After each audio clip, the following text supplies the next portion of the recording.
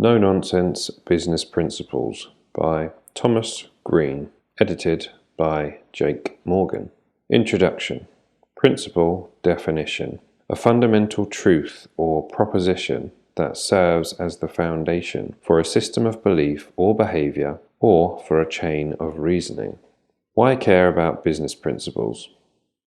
In a world with tips, hacks, get-rich-quicks, 10xing your business and no barrier of entry for the self-professed who have no problem stretching the truth, it's hard to know what you can really rely on to guide you. The reason I feel qualified to share my business principles with you is not because of all the things that I have done right, but because the countless number of mistakes I have made looking for shortcuts to success in business. I spent tens of thousands on my business education and even more on business opportunities only to essentially find out that I could have learned what was required in a few good books. I also realized that once learned, the difference between people who do well and those that don't is how well they apply that information. Quite a tough lesson to learn, and one which requires you to be brutally honest with yourself. What once absorbed is not easily forgotten. My aim with this book is not to sell millions of copies, or even for you to read it from start to finish. Use the chapters when you need them. My aim is simple. When someone is making you a business promise, and you are skeptical about their ability to deliver, think back to the foundational business principles that can be found in this book. If it can give you some guidance which stops you from putting trust in someone untrustworthy, then I'll be a happy author. The book is made up of 3 main parts and is for business people who are at different stages of their journey. Core business fundamentals, business improvement, and business growth. Without knowing your experience, I can't predict how much will apply to you, but I am confident if you read it, you'll pick up something valuable. So what are core business fundamentals? Chapter 1. Core business fundamentals. Quote, "At the end of every principle is a promise." Eric Thomas.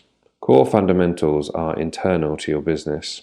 Unlike a mission statement that you would share with the world, it's the 5 to 10 things that you are going to focus on for the success or design of your business. The reason this is a useful exercise is in any business there are significantly large number of moving parts and day-to-day tasks that need your attention, and these core fundamentals are the things you are going to focus on that drive your business. If you reflect on this, you will most likely find that within your business there are a handful of things that determine success. I am sure there are dozens of daily things that need to be taken care of, but we are looking for a few things which, if done well, are going to exponentially grow the business. But if they don't get paid attention to, they might damage its future. Once you've identified these few things, you can determine which activities contribute the most to them, and you can add them to the list of core fundamentals that you are going to focus most of your time on. An example might be good for the sake of clarity. Ethical Marketing Service is a digital marketing agency, and when I reflected on the most important parts of my business, the high-level ones are getting large amounts of new business and retaining existing clients for years at a time. Based on those 2 main things, I can ask the questions, what activities are going to have the biggest impact on getting new business? And what do we need to do in order to retain clients for years at a time? So our core fundamentals are: 1. Always have a minimum of 1 person whose main activity is focusing on sales and marketing. 2. Measure leads and sales volumes because measurement improves performance. 3. Have as many ways to get new clients as possible. If one source of new clients stops, the other ones can be relied upon. This also means you are always looking for new ways. 4. Hire intelligent, determined people. Things change quickly in the digital world, so you need intelligent people to keep up with trends and do excellent work. 5. Update clients regularly with what we are doing and what we intend to do next so that they know what you are doing for them. 6. Always be honest and realistic with clients. If you set unrealistic expectations, you can win clients more easily, but they won't be happy, and quite rightly. If our clients can see we are working hard on their marketing and have a plan for improvement, reasonable people tend to be happy with that. Those are our core fundamentals, and if we do those well and focus on them, the business will grow and be a success. If you haven't already, it's time to think about yours. Have you sold yourself on your own business? I would like to go through a useful exercise with you which helps in not only raising the standards of your business, but also how you promote yourself and may help with one of your core business fundamentals. The premise is, you can't sell or market yourself as well as possible if you don't fully believe in it. The way you determine if you have sold yourself on your own business is with the following questions. Is your business significantly better than your competitors, and if so, how? Why should a customer choose your business instead of the alternatives? If for a moment you were the customer of your own business, would it be obvious that your business would be not only the best marketed, but would give you the best outcome as a consumer? This may require some tough reflection, as most people don't have a good answer to these questions. But if you aren't sold on your own business, attempting to convince others when you don't believe 100% in it is going to affect the response you get. Zig Ziglar used to say that selling, and marketing is sales multiplied, is a transfer of feeling from one person to another. If you can have great answers to the questions that I asked, it will come through in your sales and marketing activity and positively impact your business. If you don't have great answers and you don't believe that you are the best choice for the customer, it's time to change things, whether it be the proposition, the service, or the product. Make some changes so that you can be confident that the best business to go with for that prospect is yours. Setting your business goals. Business is tough and competition is fierce, but in all of human history there has never been more opportunity available than there is right now. Given the possibilities that are available to businesses in the age of the internet, only an extreme minority seem to be maximizing it. What is the situation of the majority of business owners at the end of their business career? In most cases, they are still just as dependent on the new client near the end as they ever were at the beginning. There are an embarrassing number of examples of teen millionaires who started in business one year and within the next are more successful than 95% of other businesses, all of whom use the internet to fast track their success and use resources which are available to everyone. Jim Rohn once said, "Successful people do what unsuccessful people are not willing to do. Don't wish it were easier. Wish you were better." The teenage millionaire examples didn't have more experience and most likely are not any smarter than the average business owner. The mind of the human being isn't fully developed until mid-20s. They simply did what other people were not doing in order to get results most businesses don't get. Most businesses haven't learned how to plan and succeed during a time where opportunity is at its maximum. Employees understand that you have to pay into a pension in order to be able to stop working at a particular age. So why haven't many businesses or business owners applied this principle? It seems to me that they are reacting to external events, thinking things happen to them rather than them creating circumstances for themselves. So is there something which helps turn business owners from struggling at the end of their career to having built something over that time frame that makes them much better off at the end than they were at the beginning? I gave you the example of people being aware that when they are 65, soon to be older, they need to have paid into a pension in order to be able to stop working. Other examples might be mortgages that need to be paid off in a certain time frame, or life insurance products for when the inevitable happens. So why is it that a lot of business owners haven't thought about the end of their business life? A business plan sets out what the company will be over what time period and how that business is going to get there. For some reason, most businesses don't have a business plan, and if they do, it's looked at very infrequently and often forgotten about. Not having a plan is like going for a drive and not knowing what your destination is. There is no way of knowing where you will end up. The opposite is also true. If you set your destination, follow the directions and take action, you will eventually arrive at your chosen destination. At this point, the amount of money raised by the creation of business plans could be astronomical, but the benefits of a business plan don't end there. The business plan is a document which gives your business the structure and the equivalent of a pension or paying off a mortgage. It's the only formal thing that gives you the direction you will need to reach your destination when you set off on your journey. They are often criticized because life never plays out the way you expect it to. But if you have a clear end goal within your plan, the only way you won't reach that destination is if you don't try and keep trying. You can never fail if you don't give up. Business plans work because if done correctly, they give you instructions of every part of your journey, which road to take, the duration of the journey, and the details of how you reach that destination. If you hold that destination in your mind, take action and follow your plan, there is no way that you can't reach it, although revisions are a part of any plan. The recipe for achievement is to focus on your outcome, not what gets in your way. Focus is often referred to as following one course until successful. Your business plan gives you focus, and discipline is the bridge between your current destination and your outcome. Focus also applies to what you think is possible for your business. If someone else has gotten the results you want, you can simply model their behavior in order to get their results. Before Arnold Schwarzenegger became Mr. Universe and then a famous actor, he used Rich Park as the person who gave him his plan, and that was his roadmap. Everyone told him it couldn't be done, but he followed the footsteps of Rich Park and then went on to be governor of California. To quote Arnold, "You must see it, you must believe it, and then you must never stop working to make it happen." But if what I'm saying is true, why don't more businesses create a detailed plan, stick to it, and then reach a desirable outcome? From what I observe from the behavior of people on social media, often business owners think the answers are elsewhere and can be found in online teachers, high-priced courses, or expensive consultants. It's all up to you. You, as the individual, have close to unlimited potential, so decide what you want your business to look like. Create your business plan and go for it. Then try and keep trying. Every business is where it is in the marketplace because of cause and effect. So if you don't decide or change anything, not much will change. If you create your plan and work towards it, you are a successful business owner. Success isn't external validation that someone gives to you. It comes from deciding what you will be and progressively realizing that outcome. There is, however, a cost you need to be willing to pay. So the question becomes, what are you willing to pay in order to reach your goals successfully? Work out what it is you have to pay and decide if you are willing to pay the price. Is it continuous 12-hour days?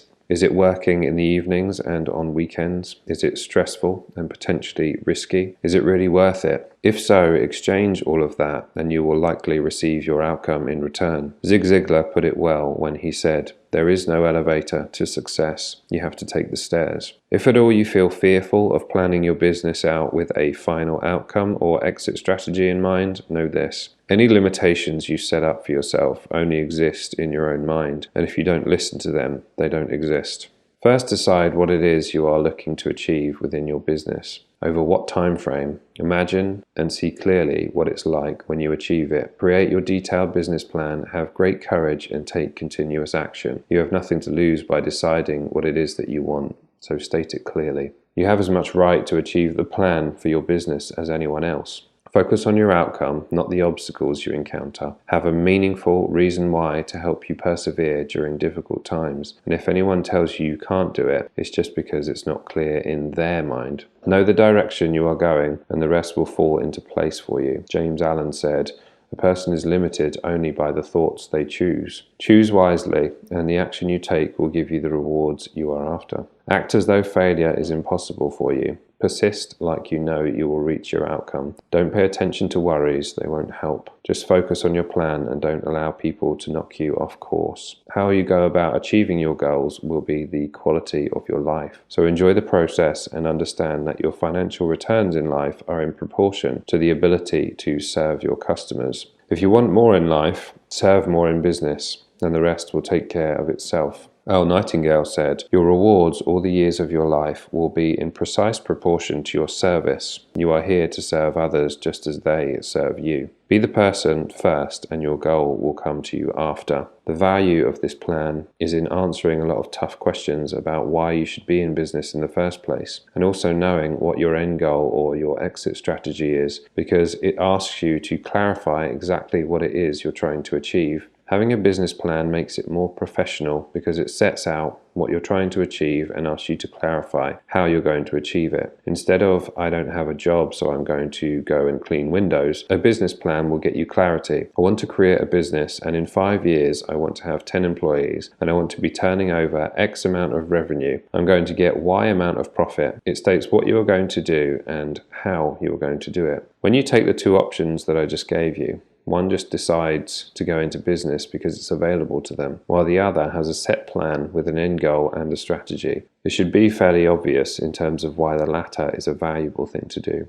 Most people are aware of setting goals, but this is about setting your end goal with a business plan and detailing how you will achieve it. An important lesson on business ideas. Many people place great importance on the business idea, and it's implied that if you have a business idea, then that will be the thing which gives you a successful business. But I would argue that in most cases, it's not the business idea that has the value, it's the implementation of the business idea. We all come across businesses in our daily lives, dozens of different types of businesses every single day. But the reason why we don't implement all of them is because it's difficult. Obviously, there are some instances of people who have an amazing business idea and someone chucks 50,000 at them to get it off the ground.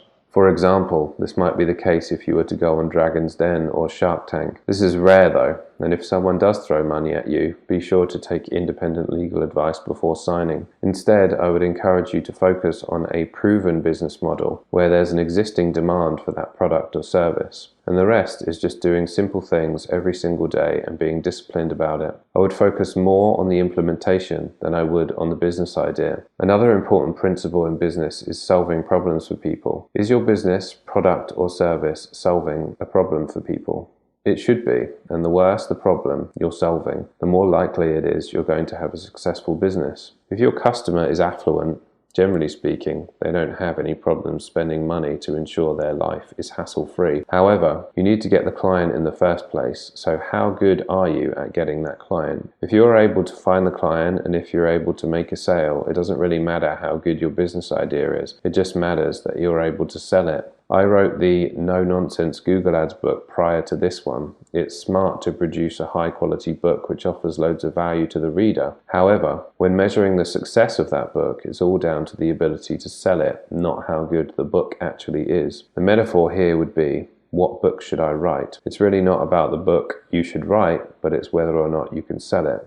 That's the difference between a successful book and an unsuccessful book, and the same is true of a business. The difference between a successful business and an unsuccessful business is how well you can sell it. Some people say you actually don't need to know anything about the business you start. You just need to hire people who are skilled at it. While others say you should know it well because if you don't, there are going to be some blind spots and that might hurt you. Most people are of the opinion that you should start a business that you have expertise in. You should operate in your circle of competence, especially if you're putting your money into it, which the majority of people would do. Personally, I believe that ideally you should start a business which is based on something that you love to do. After all, you're potentially going to be spending most of your time doing it. For instance, do you enjoy social media?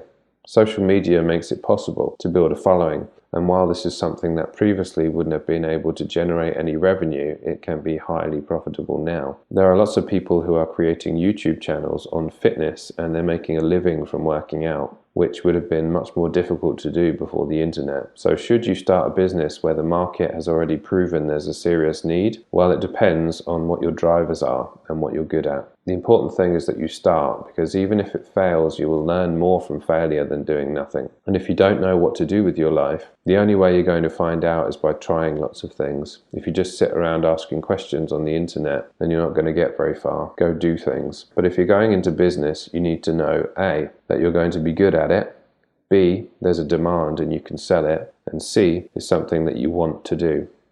That's how I'd define if a business idea is good. If you can answer yes to all three of those things, then I would say that that business idea is a good one. However, you still need to understand that just because a business idea is a good one doesn't mean that it's going to be a success. You're the person who's going to make a success of that business, and it's more important that you understand that in order to make a success of that business is going to be down to you. It's not going to be down to how good the business idea is. There is an entrepreneurial tendency to be excited or positive about the idea of starting up a new business. You get all that inspiration to start, and then when you actually go to implement it, that's when life starts punching you in the face and you start facing all the objections. When you're in the mode of inspiration, you say, I'm going to do this, I'm going to do that, and then you find that in real life it might be almost the opposite. You need to proceed even though the outcome is unknown. This is a trait which some have recognized in billionaires. They persevere regardless, even though the outcome cannot be guaranteed.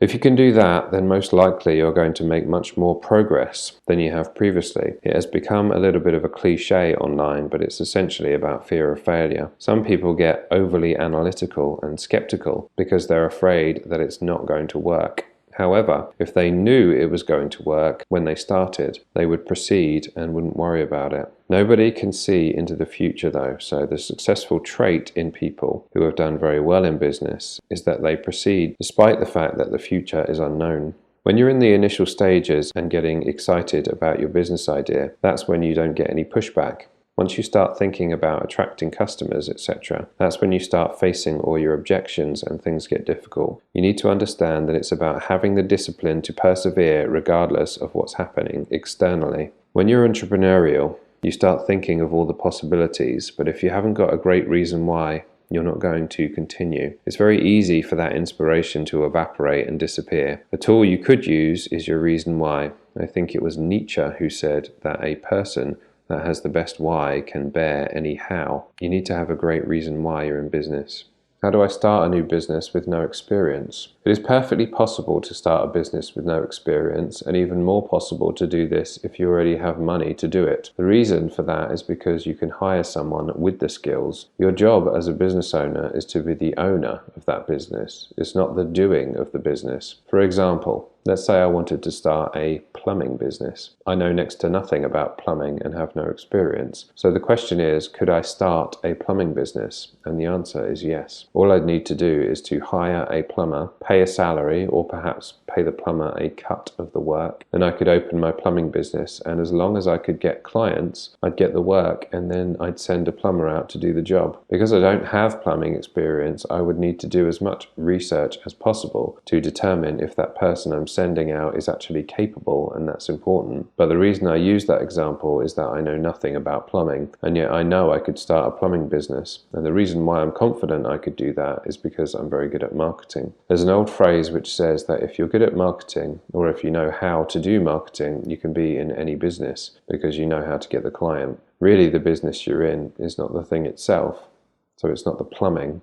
You're not in the plumbing business. In fact, you're in the business of getting customers, and that's why my emphasis has always been on marketing. Marketing is one of the most important parts of business. I could go and learn how to be a plumber. I could spend all those years in education, formal or informal, but without the customer who's willing to pay me, there's very little value in knowing it. As a business owner, the skill is acquiring the client. It's not really in the profession. If you do have some experience in the service or product your business is about, that's better than having no experience. But there are plenty of examples of people who've gone into business and don't know anything about the field, and yet they're very successful in it.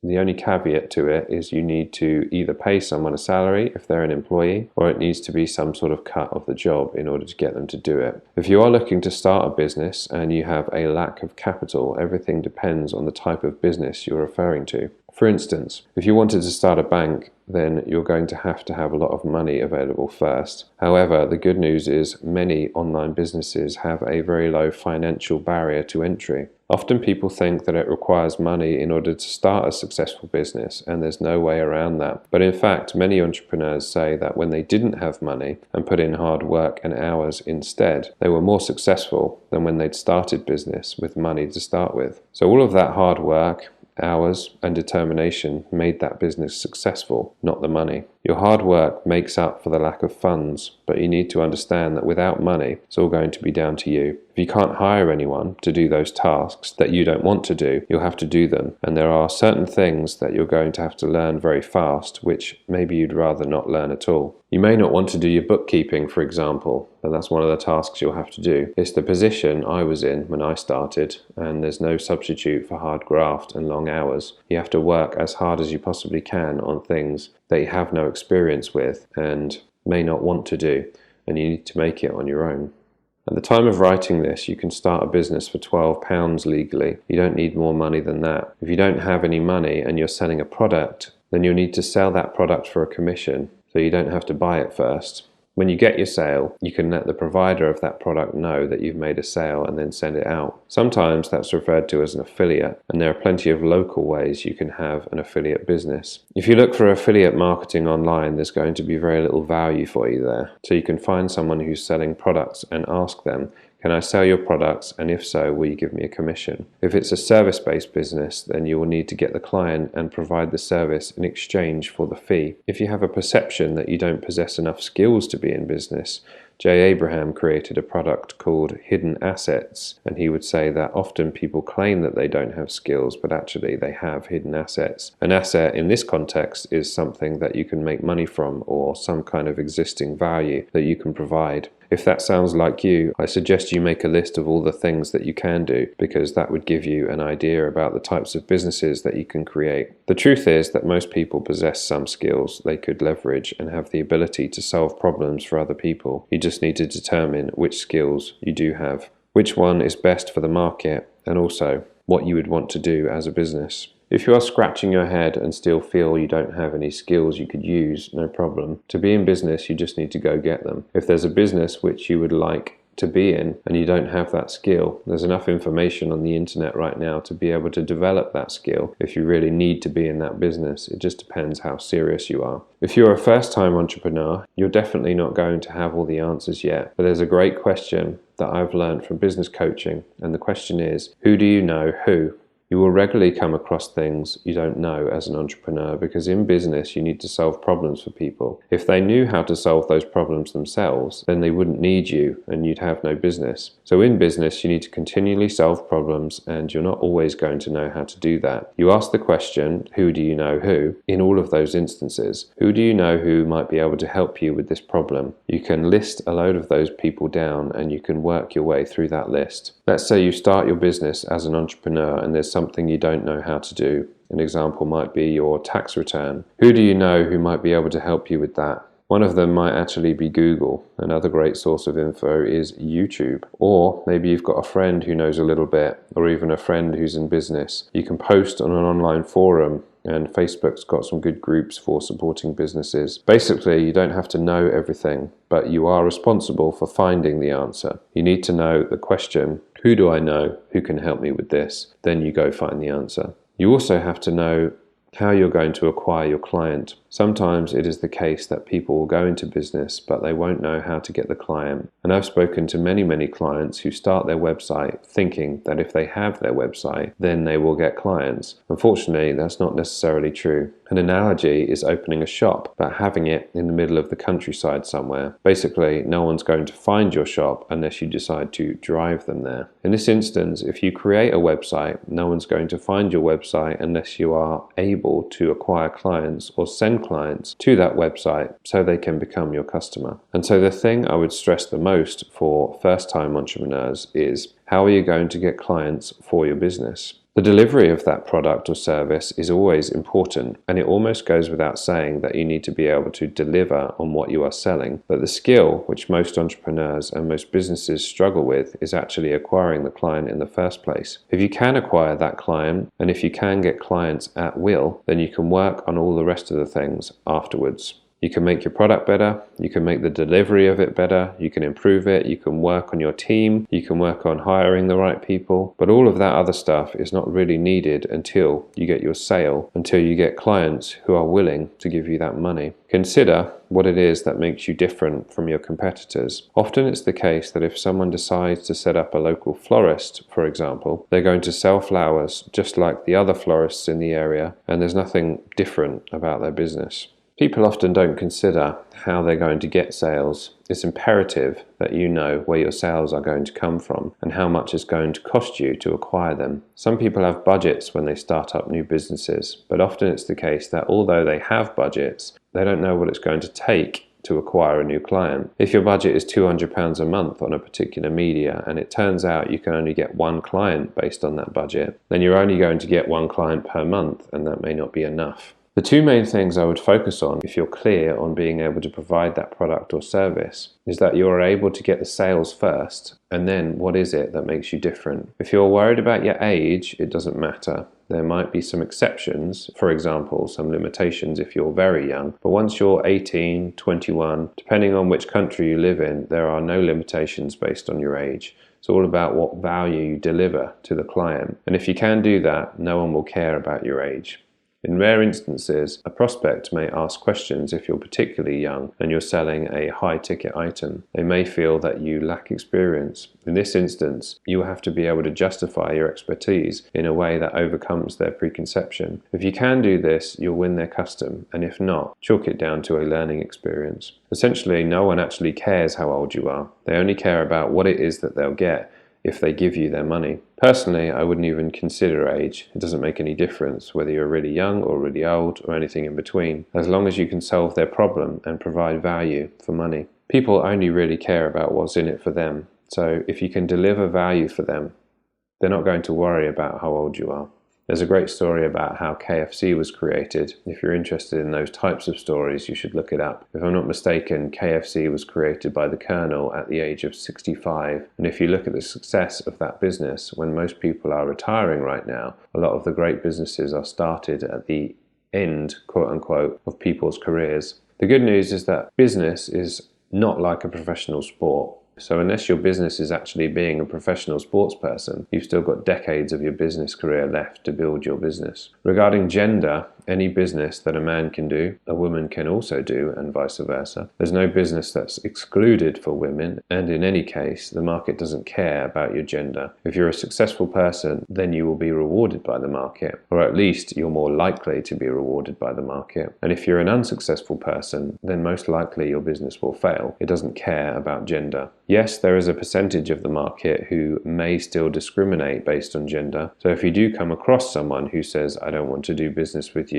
because you're a woman, for example, just move on from that person, because there are plenty more people who will respect you based on your expertise. In fact, in a world of more than 7 billion people, there's plenty of business out there, so you want to filter out those people anyway. Believe it or not, you don't have to do business with everyone. So if someone holds that opinion, then count yourself lucky that you don't have to do business with that person in the first place. So always remember, business doesn't care about gender. So if you're a woman, you can do any business that a man can do, and vice versa. In business, all we're doing is exchanging value. If a consumer comes to you, they value your product or service more than they value their money at that moment. And it's your job to give them more value than they're giving you with their money. People who create businesses where they solve the most number of problems do very well. When you're considering creating your business, or if you're in business already, just think, how big is the problem that I'm solving for people? The bigger the problem and the more people it helps, the better you'll do. Getting your first client. If you're new to business or don't have any experience, it can seem almost impossible to land your first client. However, one great method of overcoming this first client obstacle is by doing a job for free. Or if you're selling a product, sell it at break even. The reason why that's beneficial is because when you do a good job for free and your customer isn't charged, they will likely be delighted and will most likely recommend you to others too. They may even feel indebted and loyal to you. And if they become repeat customers, that's when you get paid. The next time someone they know has a need for what you do, they're likely going to recommend you. You can also ask for something in return, which is either a testimonial, or you can use that work as an example on your website. Maybe they don't want to do a testimonial for you, but they'll allow you to put your work on their website. This can be great publicity and allow other prospects to see that you have experience and that you've solved a problem for someone previously. Also, it's very difficult for your competition to compete with free. There is a time where you don't do free, but it's not on your first client. So that's exactly what I'd do in this situation. I'd work for free for a while, but I would ask for something in exchange, like a referral or a testimonial. I build these up over time so people get to know about me, and I'd have clients. Essentially, some of them will come and pay. Also, some of them will refer me to others, and some of them can be used for testimonials to attract other paying customers. There are no secrets.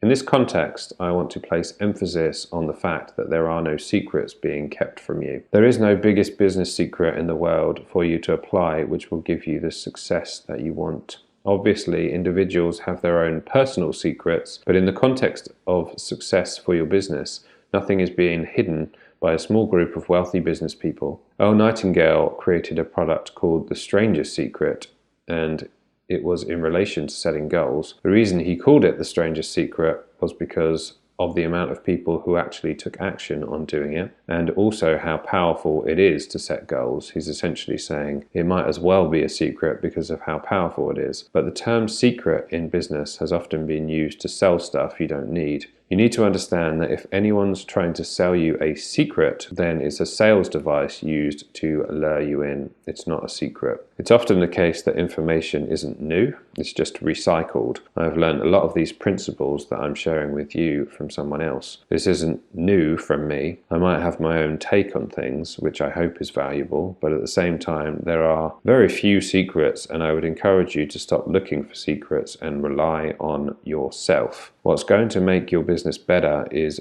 you being better. Jim Rohn said, in order to do better, you need to be better. Don't wish it was easier, wish you were better. And that is what I want to encourage you to do. There are no shortcuts. It's all in the hard work. It's all in the education and application. So it's up to you. And don't allow anyone to tell you that there's a secret that you can get from them, because it's almost certainly not true. Should I quit my job?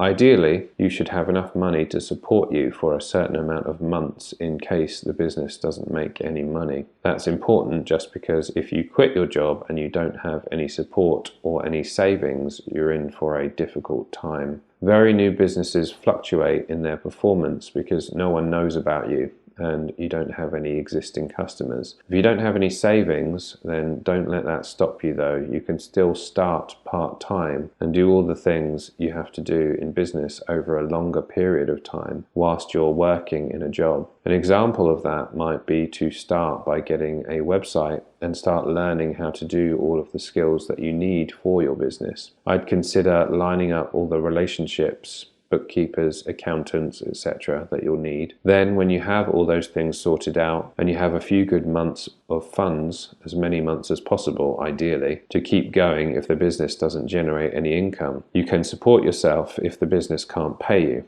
Then once you are prepared, ideally you have some clients or have made some sales, it may be time to think about taking the plunge. Have you proven that there's a need for that business?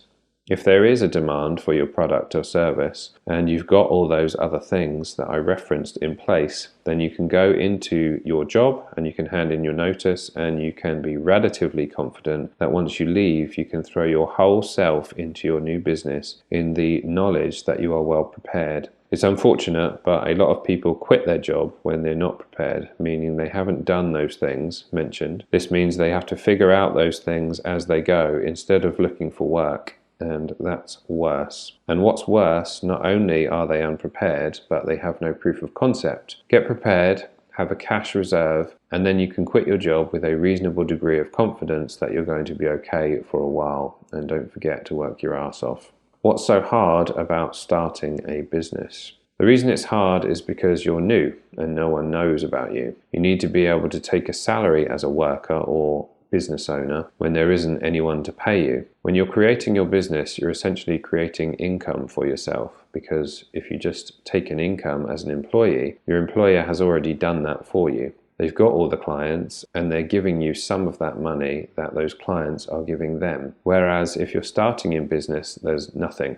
There's an empty bank account unless you've put money into it. The actual delivery of a product or service is not that difficult unless you're innovating something extremely complex. So you've got an empty bank account, and then it's up to you to go out and find those clients and generate that business in order to give you the salary that you would have had in a job. And once you have taken care of yourself, you can start thinking about how you can also look after others, also known as employees. Even if you were to go out and you get some sales, often that's not enough. You need multiple clients to make a living from. Even when you get a client, there's absolutely no guarantee that A, it's actually going to go well, so it might go wrong, and then perhaps you have to give the money back. Or B, they may just be a one-time client, in which case you have to go and do it all over again. You have to get people in the market to voluntarily give you money instead of just doing it once as an employee, also known as getting a job. People want and need their money. So you have to add so much value for them that they're willing to give you their money voluntarily. When you are starting out, no one knows about you, so it's hard to convince them that you can provide the value they need. If you're working around 100-hour weeks, for example, the way to think of that is that you've pretty much got 3 jobs. Most people have 1 job, some people have 2, but you're actually doing the hours of 3 people's jobs. And that's what you can expect when starting a new business. You can add into that the responsibility that an entrepreneur has for everyone else. So not only do you have 3 jobs, but you're 100% responsible for everything that goes on in that business. That gives you an idea of how hard it is to be an entrepreneur. You don't really have much of a work-life balance. You're always working because you're not paid for the hours, you're paid for the success of that business. Often entrepreneurs have no holidays, or if they do go on holiday, they take their work with them. Also, you can be financially responsible for that business even when the business is losing money. I once heard, I think it was at Oxford Union, Alan Sugar being asked what's the biggest success secret about business. He said something like, it's up to you. Unless you have a rich uncle that's willing to support you and do it for you, then it's all going to be up to you. And I know that doesn't help, but that's the truth. If you want to make a success of your business, it's down to you and no one else. Like I said earlier, unfortunately, there really is no secret to success. It's all up to you. I think that human beings have a tendency to want to be rescued in some form, or they want someone to come along and make things easier for them. And the more you can realize that that person's never going to come and it's all down to you, then the better, because either you're going to knuckle down, work hard, and make a success of yourself, or if you realize that you don't want to go through that hard work and determination, then you can get a job, because there are advantages to being an employee too. Is it worth it to start your own business? This depends on you. There's a phrase which says something along the lines of, entrepreneurs work 100-hour weeks so that they don't have to work 30. If you're going to go into business, that may be what you have to do. You have to be willing to work extremely long days, and in some cases not even be paid for it, because something goes wrong, or it just has to be done and no one else can do it, and you can't pay anyone, then the responsibility falls to you. Starting a business isn't for everyone. I think it's more fashionable than it ever has been because of the internet. But if you're not 100% convinced, I would wait until you are, because it's no small thing to start a business. Everyone has doubts, sure, but I would go into it with as few doubts as you possibly can. The good thing about business is that you really only need to learn how to do a few things really well to at least get started. An example of that is when my business ethical marketing service first started. Basically, all I focused on and all we did for a long time was Google Ads. And that worked because we knew how to do Google Ads really well. Since then, we have been able to branch out. But my point is that even if you have no background in business, it is not a reason not to do it. You just have to do one thing for someone really well, also known as solving that problem for someone. In my example, ethical marketing service helped someone with an existing business. They may be amazing at their normal business activity, but they didn't know how to do Google Ads well. So they searched for an expert in Google Ads, and there we were. That was the one thing we knew how to do. What are the reasons that keep people from starting their own business? Fear is a big reason that keeps people from starting their own business, and I actually think in some cases it's justified fear. After all, if you knew for sure that your business was going to be a success, then there'd be no reason why you wouldn't start it. The main reason people don't start a business of their own, apart from perhaps the increase in responsibility, is the fact that they're afraid that it will fail. And it's a justifiable fear because you'll never know until you try.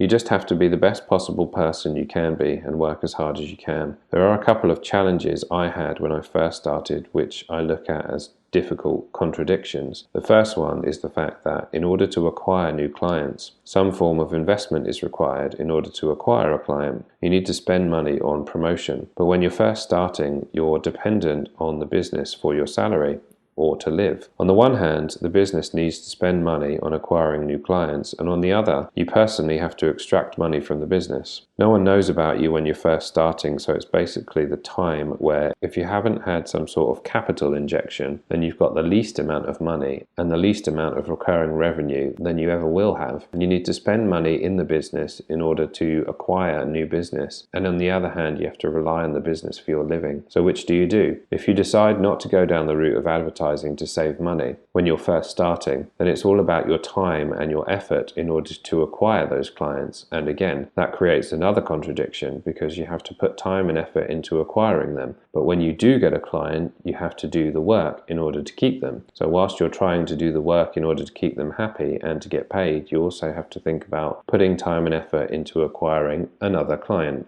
A note on business partners. What tends to happen when people are either looking for a business partner or hiring employees is that they tend to hire people or look for business partners who are like themselves. However, although you may have a load of strengths in business, you've also got some weaknesses. Everyone has. What you need in a business partner is someone who has strengths where your weaknesses are. I got lucky with my business partner as we have different strengths and different weaknesses. But if you're going to get into business with someone, you really need to go into business with someone who has strengths where your weaknesses are. I once went into a different business with someone who had drastically different ideas regarding work ethic than I did. As you can imagine, it did not last long. Just because you are friends with someone doesn't mean that they will make a good business partner for you. Look at it more like a marriage, and you might spend some more time thinking about who your business partner should be. How do you name a business? My opinion is that you should have a business name that says what you do. When you are naming your business and someone who doesn't know what you do hears it, they should know immediately what you provide as a product or service. If you're going to brand it, let's say you're going to turn into a big business and you're going to have such a well-known company, let's say Google for example, or Nike, you wouldn't be able to tell what those companies do based on their names, but they're so big that it really doesn't matter, and they've created their own space where you know what they do based on brand awareness. If you're going to do that, then wait until you're a massive business. When you're a small business, then you need to use every slight edge as much as you can. And when you name your business, you basically need to make sure that anyone who hears that name knows exactly what you do from your business name alone. There isn't a right way or wrong way to go about it. There's just a way which makes it more likely that someone is going to do business with you. An example of that is we were at an awards ceremony, and there were lots of businesses which were nominated within particular categories. We were nominated in 2 categories, and when you looked at the list of businesses, we saw ethical marketing service, and people knew immediately what we did as a company because it's all within our company name. That wasn't the case with most of the other nominated businesses. If you saw their name, you didn't know what they did.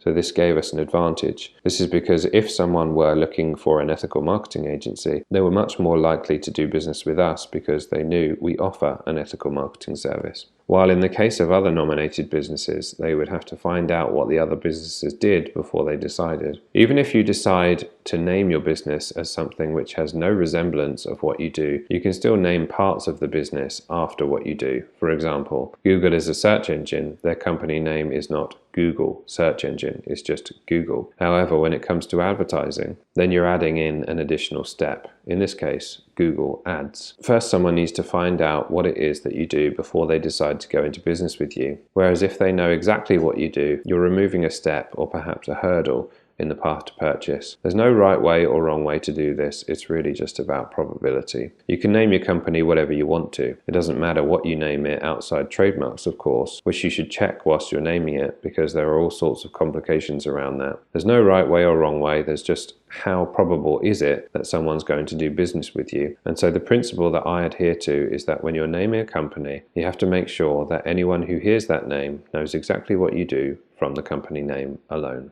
How do ethics matter in business? Some people in business really don't care about ethics, but I place it as a very high priority. Jim Rohn used to say, "Be careful who you become in pursuit of what you want." I want to be proud of myself rather than only to have success in business. I did business coaching for a long while, and what I established was that the main reason I'm doing what I'm doing is in order to be proud of myself. When I got right down to it, it wasn't about the money or external gratification, because those can change regardless. People's opinions of you can change whether they're right or they're wrong. So what really matters is that you're proud of yourself and what you've accomplished. Ethics matter because if you're unethical or you do something which you will regret in the future, that will matter more to you in retrospect and far, far longer than the short-term benefits of unethical business success. There are an awful lot of billionaires who are addicts or they're unhappy with their life. Ethics matter an awful lot in business because I think the end goal or the driving reason why we do what we do is to be proud of ourselves. And I don't think that you can be proud of yourself if you've acted in a way that is unethical or is a way that you're going to regret in the future. Does getting a degree make someone a better entrepreneur? I don't believe you need qualifications to be an entrepreneur, but I do think you need skills and expertise. If a qualification helps you acquire those skills or that expertise, then yes, it will make you become a better entrepreneur. But at the same time, if there are other ways of getting that expertise, then that is just as good. The more you can educate yourself and apply that education, the more it's going to be beneficial for you. But it doesn't have to be in a formal setting. If you're going to be in business, you need to understand that it's a learning process which you never stop. So don't think that you're going to take one course and that's all you need to do. It's not. It's ongoing.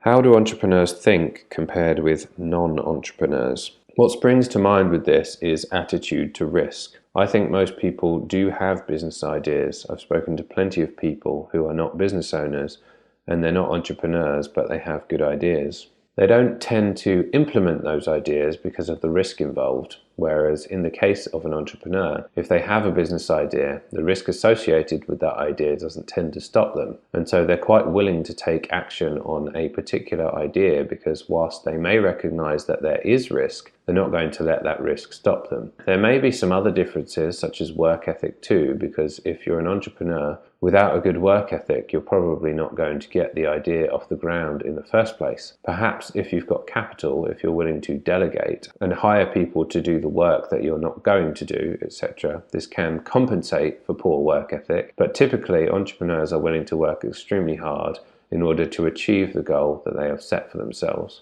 That being said, there is no doubt that some employees are extremely hardworking, and one of the main reasons most people stay in employment is because approximately 50% of businesses fail within the first year. It's completely understandable why you wouldn't want to take that risk. And as I understand it, after the first 5 years, about 90% of the businesses will have failed. It's not even that if you get past the first few years, then it becomes easy for you either. The risk is very high that it's not going to work out. As a consequence then, it's somewhat logical to be an employee and enjoy the security that a paycheck brings. As an entrepreneur then, your attitude to risk just isn't quite the same. What mistakes do entrepreneurs make when starting? The biggest mistake that entrepreneurs make is not having an emphasis on sales or not knowing how to do sales and marketing, because that's going to give the business the revenue it needs. You can outsource that activity, but you're going to need capital to do that. So if you have capital, maybe you don't need to know how to do sales and marketing for yourself because you can pay someone else to. If you don't have capital and you don't know how to do sales and marketing though, most people who meet that criteria will not make it in business. For me, that's a bit of a recipe for failure. What are common misconceptions of being an entrepreneur? There is a misconception on the internet about what an entrepreneur is, and it's normally being presented by someone who's trying to sell a course. So the course will say, are you trying to be an entrepreneur? I've got this course and this free training or whatever, and my business idea means that you don't have to have any skills and you don't have to have any qualifications. You don't have to hire any staff. All you do is something very easy, and then your business will be 7 figures. Basically, if you want to be an entrepreneur, you need to be able to work extremely hard, and there's no getting around that. An example of someone who works extremely hard is Elon Musk. Elon Musk is one of the most successful entrepreneurs that there is right now. He's CEO of 2 big companies and he's working extremely hard. And if you think you can be an entrepreneur and not work extremely hard, then I think that will eventually catch up with you, because all it means is that someone else who's in that industry, who is willing to work extremely hard, will eventually overtake you and maybe take your clients. How long does it take to build a livable income solely from your business? There may very well be statistics on this, but the actual answer is however long it takes you to get sales which amount to the income that you need to live on after costs. And in some cases, that can be very quick. If you're very good at making sales, then it may not take you very long. However, if it takes you a long time to build up that client portfolio, then that's how long it takes. If you want to influence that time frame, then it's about how good you are at getting the client that's going to give you that income for your business. Is it okay to go into some debt when starting a business? I would do your best not to go into debt. That's a personal preference. The next step away from that is if you require, for example, a piece of machinery to do a particular job, and you know that from purchasing that particular piece of machinery that you'll be able to generate the revenue which pays off that debt. I would say that's probably okay. The only time you would want to go into debt where that's not relevant, and let's say you're borrowing money to advertise, is if you're extremely good at sales and you're highly confident that the debt can be repaid from the sales that you can generate. I think people tend to willingly go into debt, and business is difficult enough without also paying back a loan or making payments at the same time. Chapter 2, Mindset. Quote, never give up on a dream just because of the time it will take to accomplish it. The time will pass anyway. Earl Nightingale. Earl used to refer to mindset as attitude. He said it was the single most important word. Some may say it's about how you think about things. James Allen would say, as a man thinketh in his heart, so is he. I've referred to it as your personality. If you change your personality, you will change your mindset. Socrates would say the definition of terms is the beginnings of wisdom, and I would like to share a quote in order to give a short summary of mindset. Jim Rohn said, the same wind blows on us all, but it's not the wind that determines where you'll end up, it's the set of the sail. Earl Nightingale used to say that there's a similarity between human beings and ships or boats, in the sense that when you set out on a boat, you have a predetermined destination. If you ask the captain of the boat, they know exactly where they're going and how they're going to get there. And if you don't have either of those things, then who knows where you're going to end up. Excluding some third world examples and any extremely unlucky personal genetics, people are moulders of themselves by the quality of thinking that they allow. Applying this way of thinking can make such a difference and has the ability to influence every part of your life. Your character can be determined by the quality of your thinking. Your every act begins from your thoughts and could not have appeared without them. So we are successful or unsuccessful based on the thoughts we create within ourselves. Within the terms successful or unsuccessful, there is a spectrum or gradient of everything in between, and you are the one who determines where you fall on that spectrum. People often want to improve their status in life or get an effect, but don't first change the cause that would produce that effect. If they were to improve their thoughts, this would help to improve their outcome. Because of this, their circumstances don't change. If you are willing to improve your thoughts which influence your actions, you have a much higher probability of producing the effect that you seek. Consider a worker who is stuck in an entry-level job. They are often willing to discuss the negative aspects of that job at great length and at every opportunity, but will not learn new skills or do anything other than the bare minimum to get through the working day. You don't attract that which you want, you attract that which you are. Such a worker is destined to stay exactly where they are because they have not learned the first principles of cause and effect. Earl Nightingale referred to this as the man who sits in front of the fireplace and says, "Give me heat and I'll add the wood." People have the ability to cause their own circumstances, but continually sabotage them by allowing thoughts which cannot possibly produce that effect. All that you can achieve and all that you fail to achieve begins with your own thoughts. I think, therefore I am. What should be the mindset of a first-time entrepreneur? First is, no excuses. When you become an entrepreneur, there isn't anyone that you could make excuses to. When I was an employee, I didn't typically want to make a lot of excuses, but an example of the no excuses mentality or mindset is sick leave. As an employee, I had taken sick leave before, but as an entrepreneur, if I decide to take sick leave, then there is no one to cover for me. If I'm trying to achieve a certain outcome and I decide to take the day off, let's say I just want to shut off my email, shut off my computer, and I'm just not going to answer someone, or I'm not going to get a job done. If you decide to take that mentality, I'm sure you could do it once or twice, and perhaps there won't be any significant problems, but eventually that's going to catch up with you. Let's say you lose a client over it, and let's say you're trying to deliver on a particular project, and you just decide that I'm not feeling very well, so I just won't bother doing it. What that means is that you're not going to achieve what you want to achieve, so really you need to have a no excuses mentality, by which I mean that there is nothing where it's going to be okay for you to say, I just won't do that, or I'll just let some obstacle get in my way. Basically, you have to say, I'm going to continue until I get the outcome I want, and it really doesn't matter what happens. It doesn't matter what gets in my way. I'm going to find a way around it. There is no valid excuse that you can make. You always need to be continually learning because things are changing so quickly at the moment. If you're doing the same thing that you were 5 years ago, then most likely you've fallen behind the curve, and it's up to you to stay current. No one's going to come along and help you. It's your responsibility to make sure that you're continually learning and not falling behind, because your competition is going to be trying to take your customers. They're going to be trying to outperform you. At least one of your competitors will be doing everything they can as often as they can to try and beat you. That's why it's essential to be continually learning, to be the best possible version of yourself that you can be. The law of attraction, or the millionaire mindset. Of all the mindset work I've done, I think I like the law of attraction the least. I don't think it's a law, I think it's a principle, which means that just because you do a load of the right things, it's not like gravity. It's not a law which is always going to happen. It's something that makes it more probable that it will happen, and I like to think of that more as cause and effect. So you provide the right causes, and eventually you'll get the effect that you want. In terms of practical advice, think about the information that enters your mind on a daily basis via any source.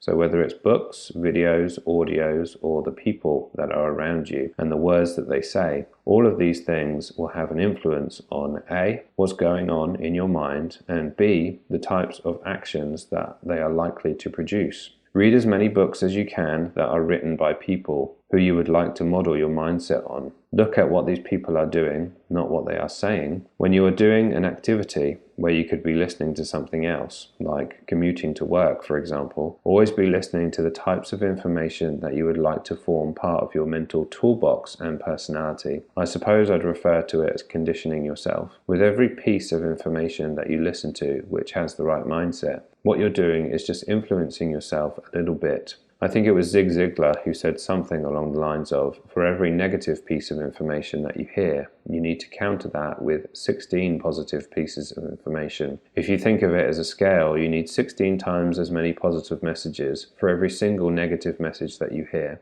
I doubt that that's science, but it's not a bad principle to adhere to. If you think about your life prior to wanting to acquire a great mindset, and you think about the surroundings or the environment you're in, whether it be the news that you hear on a daily basis, or perhaps your peer group, or maybe even schools or colleges or whatever it might be, a lot of that tends to be negative, or at least made up of negative people. When I say you condition yourself, it needs to become part of your personality. If you do that, you'll find that you are a lot more positive as a person, but it probably won't influence whether you're a millionaire or not, because although you're changing who you are as a person, there's been no cause which produces an effect in the market. What's really important about this mindset stuff is that it's practically applied. Most likely you'll hear a lot of information about perseverance in the books you read, because it's a highly sought after trait to be a persevering person. And you'll know that in any endeavor, even if you condition yourself positive messages, it's still going to require perseverance for you to succeed, because knowing how to do something and actually doing it are two very different things. You're going to have to take that positive mindset and apply it to whatever industry you're in, perhaps a business or your job, and through that application, that is how you get results in the real world. That is how you go about doing it. You condition yourself, and then you need to apply that information in your life in order for it to make an actual difference. Growth mindset versus fixed mindset. A good person to follow on this topic is Tom Bilyeu, and Tom uses the terms growth mindset and fixed mindset. The growth mindset is a person who is willing to learn, and if they learn, they can do better in life. In this mindset, there are no limitations based on the fact that they started out and they didn't have any particular talents. With the fixed mindset, on the other hand, people believe their ability, intelligence, and talent are fixed traits, so they don't work on developing them. So if you have a fixed mindset, you're never going to be as capable or competent as you could be because you're not going to keep learning and improving. As long as you have the ability to learn, then you can do anything because you can pick up skills and you can improve yourself. Whereas a fixed mindset is someone who, if they don't have any skills, they essentially stay that way. The more you pick up skills on a particular topic, the more you'll get into the habit of skilling up whenever you encounter a problem. All that's required is for you to learn, because that's how you overcome problems. If you do that enough times, then it's highly likely to have a positive impact on your mindset. When you have a new problem, you're not going to just say, well, I don't have that skill and therefore I can't do this. Instead, you'll have developed the habit of approaching each problem by taking charge and learning something new to solve it. It can be another instance where all you have to do is make yourself better in order to do better, and I would add that if you have taken on this approach on a regular basis, then you have a growth mindset. If you encounter a problem and say, I don't have those skills, so I can't do that, this is a fixed mindset. Instead, I would take the Tom Bilyeu approach and refer to yourself as a learner. You might not know everything, but as long as you're willing to go and learn it, within reason, there is nothing that you can't achieve. You don't change your mindset or your personality with one book or one video or being around one person though. You do it through immersion. You're immersing yourself in a particular environment that is going to make you think differently. Another way of thinking about this might be language. I was brought up speaking English because everyone around me speaks English. There are a few, an extreme minority I might add, who decide that they're going to learn a new language. So the question becomes, what would give you the highest probability of being able to speak a new language? How often would you need to surround yourself with, let's say, Spanish-speaking people in order to become fluent at speaking Spanish? The people who are really serious about speaking Spanish would potentially go and live in a Spanish-speaking country. Taking this back over to business for a second, if you're really serious about changing your mindset, then you're going to have to be around that language as often as you possibly can in order to change your personality. How I go about doing that is audio and video, because that's just the way I learn best. I listen to positive messages which are going to give me a better education in business as often as I can. If you do this, at first you'll be learning and picking up an awful lot. But when you have really spent hours, weeks and months listening to different types of business education, you'll find that you have to listen to more and more in order to pick up less and less. You need to listen to a whole book, for example, in order to pick up maybe 3 things that you can use. The principle here is the more time you spend listening to positive messages and hearing from the people or the topics that are going to get you closer to your outcome, the more likely you are to change your mindset. I've referred to success or being successful as the progressive realization of a worthy ideal. That's Earl Nightingale. And so what it is that makes you successful is deciding what it is that you want, that you deem worthy, and what you decide is meaningful, and progressively taking steps towards achieving that goal. I do think that mindset is very important, but in terms of what's more important between having the skills to do something and having the right mindset, you can have the skills and have a bad mindset and it can still work out for you. So you can still achieve the goal that you're working on with a fixed mindset as long as you have the required skills. But if you don't have the skills, then a growth mindset will help you acquire those skills, or possibly an alternative solution. So I think your mindset will help you, but it's going to be a lot easier for you if you already have the skills. If we take an example of something that is perceived as difficult, let's say programming. Let's say I wanted to program a particular piece of software. If I was already a programmer, if I already had those skills, then that's going to be so much easier for me to do if I already have the skills. But if I have the mindset and I don't have the skills, I can work very hard on acquiring those skills, but I'm going to be significantly behind someone who already has the knowledge and expertise in that area. I don't want to belittle mindset in any way. I think it's very important for anyone who's trying to practice the principle of a slight edge, or who is looking to be excellent in their field. But if you're just starting out, if you're just beginning, then you really need to acquire the required skills in order to do something, rather than working on your mindset. I say this because I've noticed there are a bunch of people coaching on the internet who have great mindset experience but few skills. So all they are able to do is teach mindset to people rather than teach them the skills they require. Zig Ziglar has a phrase, and he says, in order to get everything you want in life, all you have to do is help other people get what they want. In order to do that, mindset's not going to be enough for you. You need to have skills, and you need to be able to provide tangible value to people. By all means, work on your mindset, but realize that mindset alone isn't going to be enough for you. Develop your expertise in business. You can do that through multiple sources. It might be doing business courses, it might be reading books, it might be listening to podcasts, it might be being around business people that you want to model. The more you're able to do those things, the more you will develop your business mind. We only have a certain amount of time in a day, and the more time you're spending, let's say, playing video games or watching TV, the more you are not developing your business mind. I would also say that you need to balance education with application. And I actually think there's a way to develop a business mind without doing almost any education at all. And that is just by going out and doing it. There are plenty of people who have gone into business and haven't done any of the things that I'm referring to. They haven't read any business books, they haven't surrounded themselves with business people or spent any time on their education. All they've done is they've looked to solve a problem for people, and they've done it in a way that they know how. I think there is a Henry Ford example where he was in court and they tried to prove he was ignorant and uneducated. It's an example of someone who has very little education, or perhaps hasn't spent any time doing the things that I've talked about, but who has got pure experience. So in your attempt to develop a business mind, couple your education with application as much as you possibly can. What is the mindset of a billionaire?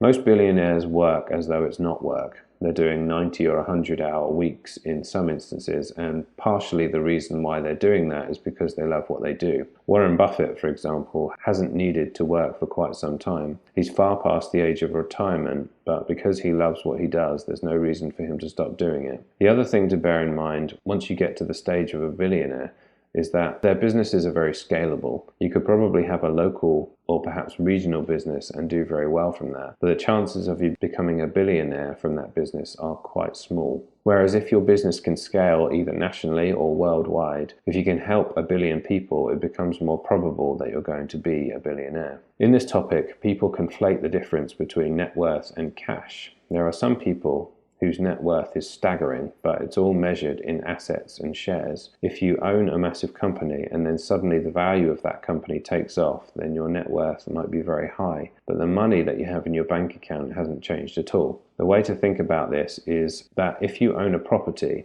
your net worth includes any value that you have in your property, but it doesn't mean that you have any more money on a daily basis. It's just your net worth. It's worth considering the fact that if a company failed, which many of them do, the owner of that company wouldn't have anywhere near as much money as people say that they do. And the only reason I say that is because being a billionaire, I don't think, is a worthy goal. Warren Buffett has said that there's very little difference between being a billionaire and being a millionaire. We eat at the same restaurants, we wear similar clothes. The only real difference might be air travel, which most people don't do on a regular basis anyway. Set your goals based on who you want to become, because that's what will make you proud of yourself, not being a billionaire.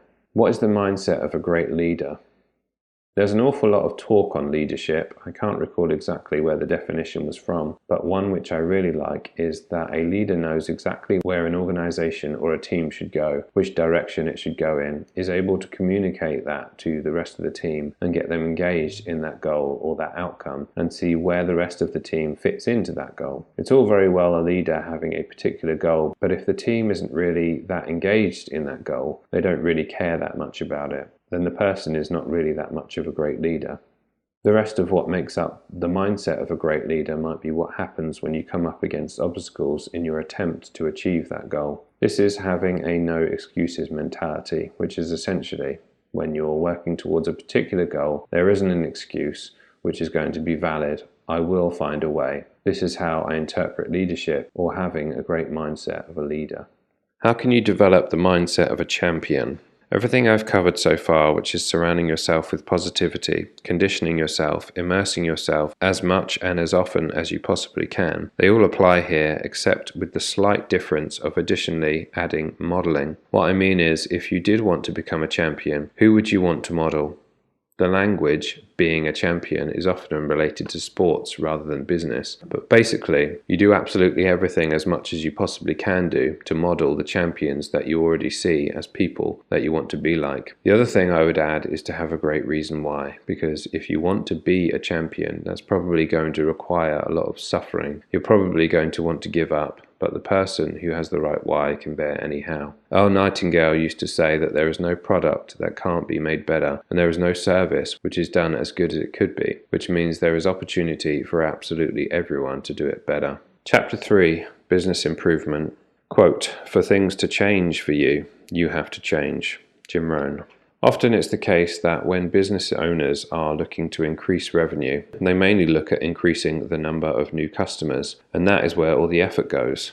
But there is more than one way to achieve that goal. Another way you can increase revenue without acquiring additional new clients is getting more revenue from existing ones. A simplistic statement, I know, but here is a simple way this can be done with a justification. In almost every business, there are some things you are doing which you do for free, which you could charge for, or at least give the option of charging for. I'll give some examples for clarity.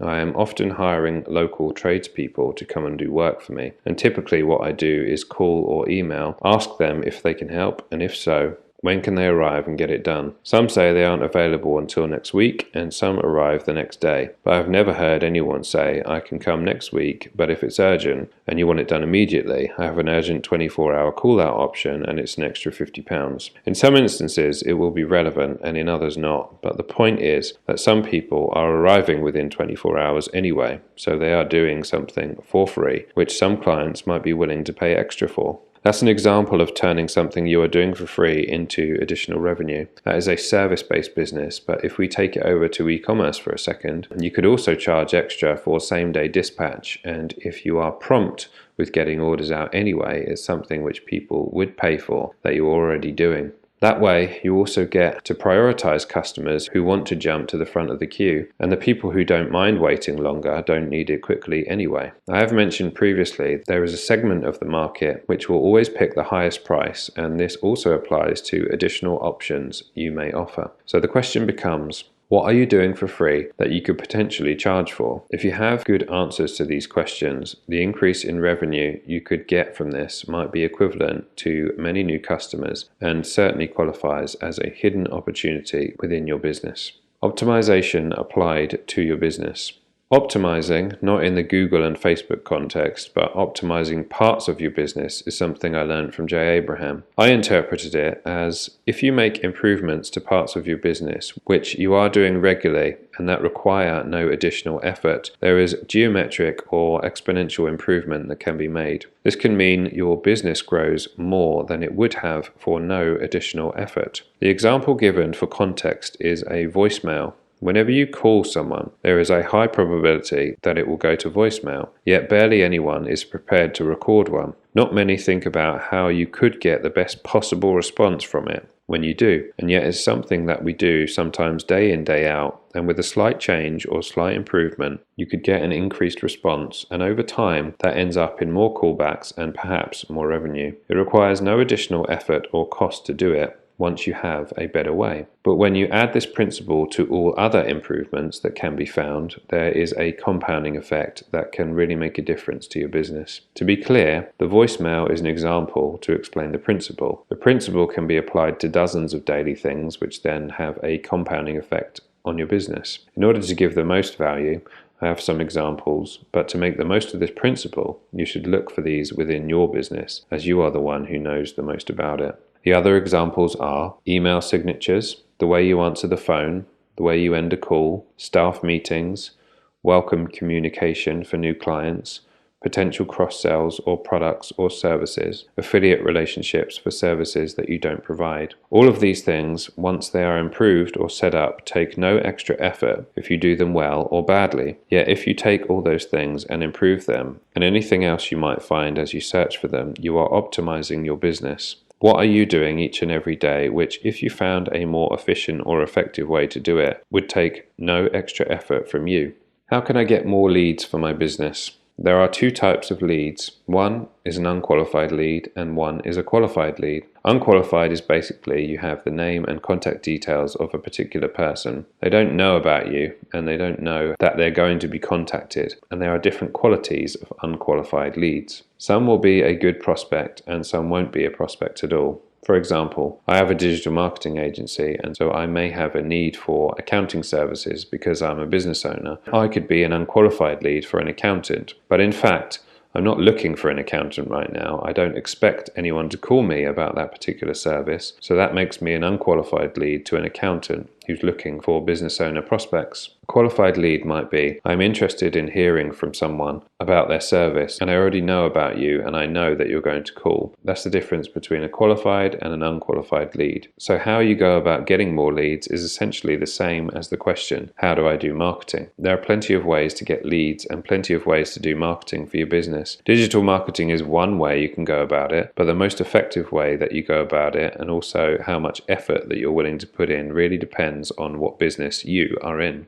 If you were in a particular business, perhaps sales calls would be better for you. Just cold calling random businesses and doing that all day. That might be a legitimate way for you to get leads if it works. Whereas we do a lot of Google ads at Ethical Marketing Service, which is a very powerful way for businesses to get leads for their business. That could also be great revenue for you. If you don't know of any previous data or previous examples for your business, the only way that you're going to know is by testing the best ways. If you're in business and you're trying to determine the most effective ways to get leads for your business, you test different methods and then you do more of what works and you do less of what doesn't. I would go with what's most probable first and then continue to test different types of platforms and different ways of getting business and do all of the ones that work simultaneously, because you don't want to be reliant on one particular platform for your leads, because if it goes away, then you don't have a way of getting new business anymore. What are good ways to attract clients for our business? Differentiation. It's about what's in it for them. It's not about what's in it for you.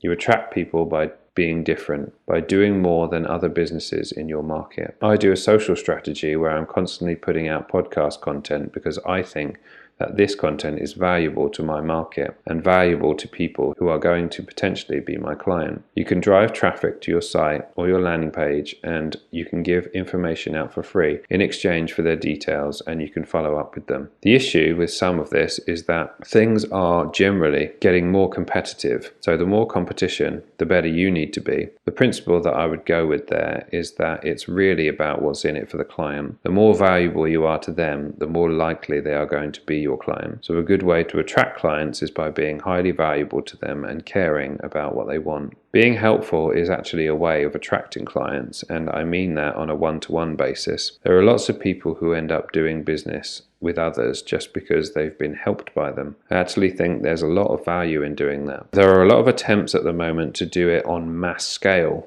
such as, can I get however many tens of thousands or hundreds of thousands of subscribers? But really, if you just focus on the one-to-one and you're helping people, that's a very good way to attract clients for your business. Constant innovation can also be viewed as differentiation, and it improves the probability that you will have a successful business. Businesses who are first to market tend to do quite well, and it's simply because they got there first. If you are constantly innovating, then often it's the case that you're going to be there first, and what can happen is that people associate your brand with that product or service. An example to illustrate the point is Coca-Cola. When people are buying Coke, they ask for a Coke, but there's also a major competitor, which is Pepsi. People don't typically ask for a Pepsi, even though the product is pretty much the same, and in taste tests, many people have actually preferred Pepsi, but people request a Coke because they were the first company in that space. If you're constantly innovating, then you're looking at how your business will be operated perhaps years from now, attempting to take that progress and instead of it being in the future, make it in the present. Also, that in itself is not how most of the competitors operate. Most competitors are following rather than leading. I recognize that most people are not going to be building a company the size of Coca-Cola, but don't underestimate getting to something new first.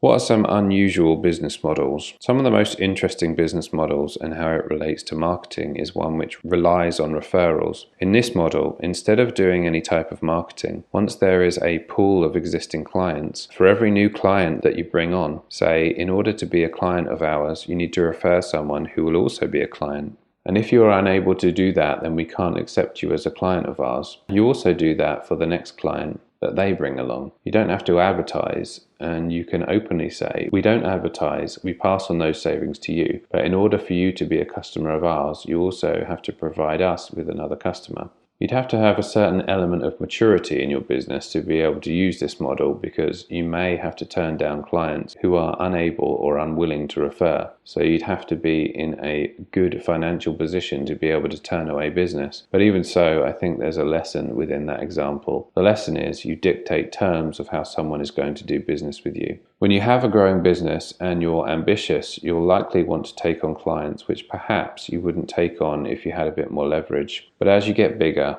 you can start dictating your terms. I think you would find the more established and well-known someone is, or famous, the more they can dictate their own terms, even though someone else is paying them the money. So I personally think that this is a very interesting business model as well as a lesson. The quicker that you can set your own terms, the happier and more sustainable your business life will be. A lot of people get stressed in business because they're doing things which they don't want to do. And the lesson is that once you reach a certain level, you don't have to do that anymore, because you can start dictating your own terms. A quick principle you can learn from The Apprentice. I watched many seasons before picking this up, so hopefully it can help you pick it up a bit faster. In many of the tasks, the candidates split their team in two. One team selling the high ticket items and a sub-team selling the lower value items. More often than not, the high ticket items are the deciding factor in which of the teams win and which don't. This is applicable to you if you are in a business that sells high quantity, lower priced items, because if you were to add a relevant high ticket option, it can increase your business revenue significantly.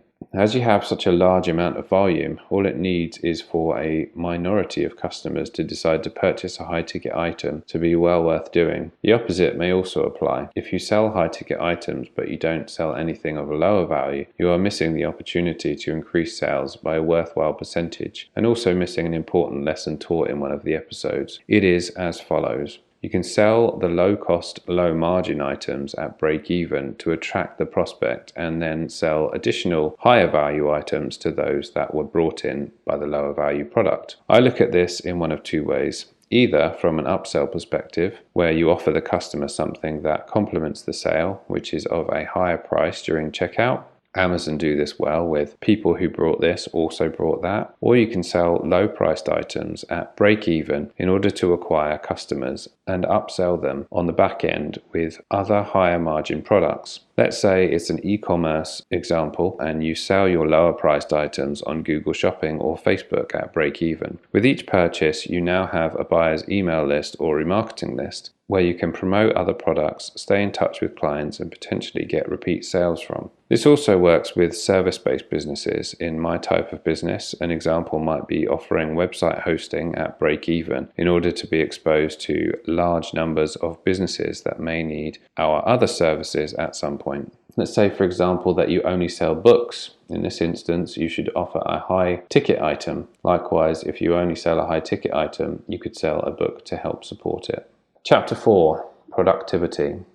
Quote, "The way to get started is to quit talking and begin doing." Walt Disney. What's the best way to increase productivity? The first thing I turn to for increasing productivity is music. Everyone loves music, even if we don't all agree on which music we love. However, it is a bit of an underrated tool when it comes to productivity, in my view. Music influences your mental state. So if you pick a piece of music which really gets you moving, it can do wonders for your work rate and really boost productivity. Music can really snap you out of that type of self-talk which might otherwise be hindering your productivity. Often people struggle with productivity when they're either doing a task they don't particularly enjoy, or else they're doing something repetitive or monotonous. So music will help, but another way to tackle those unenjoyable or monotonous tasks is to either add some variety into your day by breaking it into smaller chunks, or alternatively, try to learn a different way of doing the same task or upskilling in a certain area in order to make this task simpler. Another thing that helps improve productivity is to set a longer term goal. If you know your short term activities are contributing towards a longer term goal, then that can really help. If you don't have any meaning behind getting through a tough or boring day, then it can sometimes be perceived as more difficult. Whereas if you know that after a certain period of time, all this hard work or repetition is going to have a more meaningful result, then that can inspire you forward. Something else I often do when I'm struggling with productivity is to break down bigger tasks into smaller ones. If we take the analogy of jogging or going for a run, there are lots of things that you have to do in order to get to the point where you actually start running, such as getting the right clothes, choosing the right route,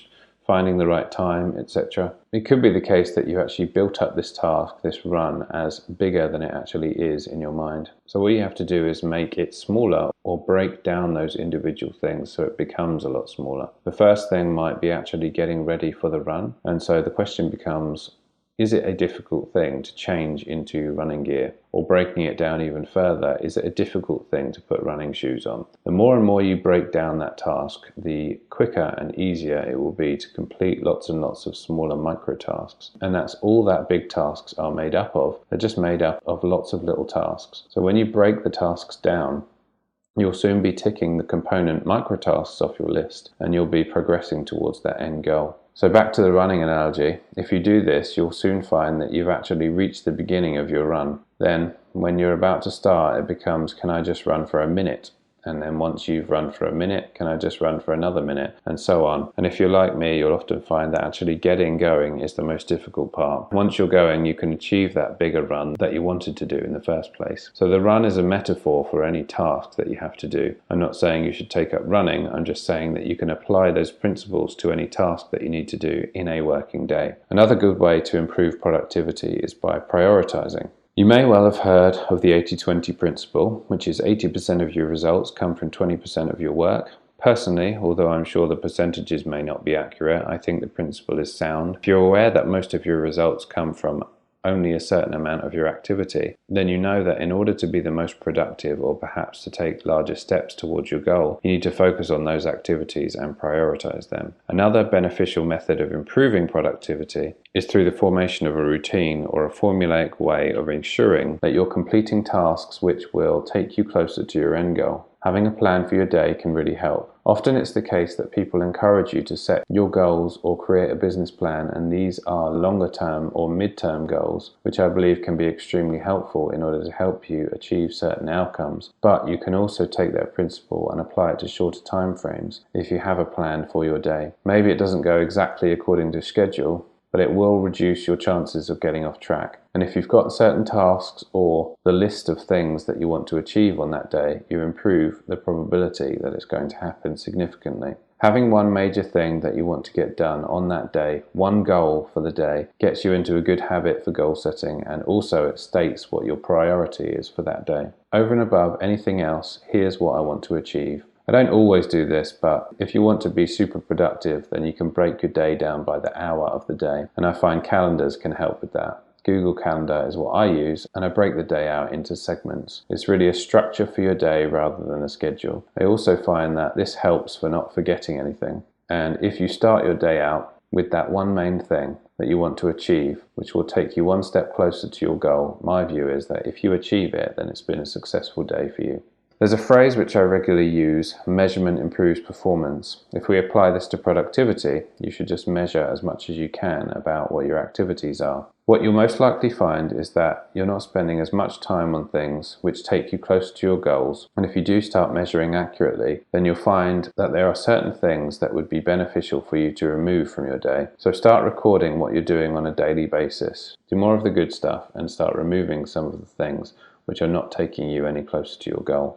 How can you maximize productivity when working from home? I think this question is poignant for a lot of people at the moment. One thing which can help a lot with productivity when working from home is routine. This is very important in my view, and also helps if there are other people that you have to share your working environment with. If you're always available to other people in your home, then interruptions are likely to be a lot more frequent. If you can't ever be disturbed, then that probably doesn't make for a nice home environment. Whereas if you have a specific time where you're going to, for example, go on your lunch break, and then set a time also when you're going to finish, then other people in your home know that you're shutting yourself away for a specific period of time. You stop work at a particular time, etc. They will know when they can talk to you about non-work related things, and if they have to ask you something, they know exactly when you're going to be available. I'm a great believer in the to-do list. If you have a list of things you do want to get done that day, it will really focus your mind, and it's great to see the task being ticked off too. Even if it's the case that you don't finish all the tasks on your list, or perhaps if the list grows over the day, then you can just take it on to the following day. And I find that if you make progress early on with the easy ones, then it gets you into the rhythm of being able to complete the bigger tasks. Focus is key though, so minimize the number of other tech distractions that you have going on. I think having tunnel vision on certain tasks is very beneficial.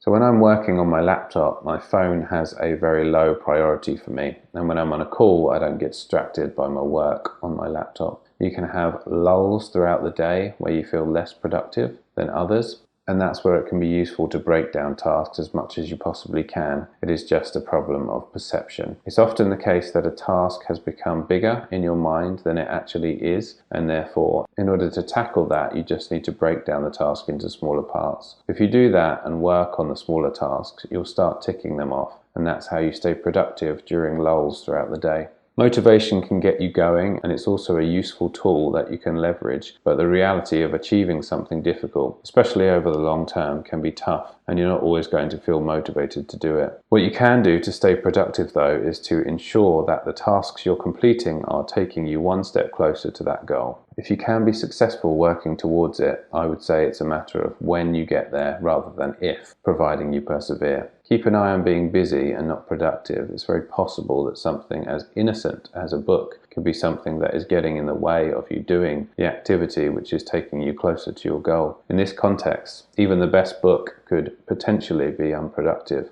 So make sure that it is not hidden procrastination of some kind. Don't take time out of your working day in order to read a book. Instead, read the book once you've ticked off your tasks for that day. Often it's the case that we already know what to do. So we have the education, but we're not doing the application. Remember that the bigger tasks are just made up of smaller ones. So if you do lots of small tasks on a regular basis, which are taking you closer to your goal, you are being productive. Often people don't act because they don't actually believe it's going to work. What I mean by this is if I believed 100% that I was going to go out and I was going to achieve a particular thing, all I would have to do would be go and do it. So there wouldn't necessarily be anything that's going to stop me from doing it. So a common reason why people don't do the things that they want to do, and it may sound like a bit of a cliche, but it happens to be true in a lot of instances, is fear of failure. Typically this manifests as, I'm not going to try because I don't think it will work. But even if I do try, I might not put 100% into it, which means I'll be much less likely to get the results I want. So then this feeds the belief system that I have, which makes me take less action again. I think it's been referred to as a feedback loop. In a lot of cases, people have this voice in the back of their head which is telling them that it's not going to work, or they shouldn't try because it's just going to go wrong, or I've never done this before and therefore it's probably not going to work for me. And there is a phrase, I think I heard this from Tim Ferriss, and it is to test your assumptions rather than accepting a preformed conclusion. Whether conscious or unconscious about an outcome or a particular activity, instead look at it very much like an experiment. Tell yourself, I don't know what's going to happen if I take this particular action, but let's do this to the best of my ability and let's just see what the conclusion is. What you'll find is that by taking a particular action, your comfort zone grows a little bit each time. Continually test your assumptions and have an end goal that you're working towards. Remember, you're trying to achieve something in particular, and you're not going to stop until you've achieved that thing. And you will work the number of hours that is required until you achieve that goal. For anyone who doesn't necessarily have a goal or an outcome in mind, working productively for long hours is quite mystical, quite strange, or seems difficult. But if you have a reason why, an outcome in mind, a goal that you want to achieve, you're ultimately going to do the thing that's required in order to achieve that goal. And if you need to work long hours in order to get that outcome, that is what you have to exchange in order to get the outcome you want. If you're serious about getting that outcome, then that's what you do. And that's the reason why successful people can stay productive working long hours. What do you do when you're not feeling engaged with your work? This can happen to anyone because the cause is typically a lack of variety in your work or life. If you are doing the same thing over and over again and you are not being challenged, that's a good way of feeling a disconnect between what you are doing and what else you might want to do. I would say the first step is to recognize it for what it is and also understand the solution. If this is a moderately new feeling to you, I would recommend that you remind yourself that human beings need to be challenged somewhat, and variety is an important part of life. The formula is a lack of variety plus repetition equals dissatisfaction. In order to add some surprise or excitement into your work, explore ways you can keep yourself interested in what you are doing, either by being creative or doing tasks in new ways or finding a way of doing your work to a higher standard. Don't underestimate the self-esteem you can get by doing a task to an extremely high standard, even if that task itself is simple. If you have tried this and still feel like you need a change, well then it might be time for one. It's difficult to know what to recommend as I can't get your feedback, but if you know the issue is lack of variety, then adding more variety is the solution. If you are stuck doing a repetitive work and can't leave, what I would do is take on more responsibility, as with more responsibility comes more meaning, and whilst days without variety may be difficult, if you are really doing something meaningful, it can be worth the struggle as other people are relying on you. Lastly, I would say that learning a new skill, even if it is inside or outside work, can often help keep you engaged. Regular progress has always helped me feel challenged, and you really never know when that knowledge will come in handy and lead on to something better for you. Chapter 5, Business Growth. Quote, work on your business, not in your business. When you're in the last few years of your business career, will you be as dependent on bringing in a new customer as you are right now, or will you have created something which does that for you? The reason I personally found that profound was because previously I had favored certain marketing strategies like buying leads over others based on what I could get from them right now. But if I didn't replace that method eventually, I'd still be doing that 20 years from now, and all that time would have passed and I wouldn't have built anything to replace it. I have some examples for you. They may not all apply, but normally a slight change in your business and you can make them apply. Some of them are not new concepts, but if you can put some time into building them over a business career time frame, they would be a considerable asset which could free you from being dependent on short-term tactics. First is a customer list. It doesn't really matter if it's email or physical mail, but providing you put some time into building it and you have a good relationship with the people on your customer list, over a long period of time it can be a major asset for you. Next, a social audience, like subscribers or followers, is the more modern equivalent of an email list. If you build up an audience of people on a social media platform, providing that particular platform is still in business, you could build a pretty monstrous following over that time frame. If you are looking at it in the long term, you also don't have to be a person that sells to that audience regularly, which often attracts more people. If you have expertise on something, books are another way of creating assets for your business. A previous book of mine is the No Nonsense Google Ads book, and I plan on doing a collection of books, which would include this one. So at the end of my business career, I would have quite a collection of assets that the company will own. A yearly event of some kind can be a way of starting small and having it as a meeting between like-minded people. And then as it grows over time, it can turn into something that hundreds of people attend each year.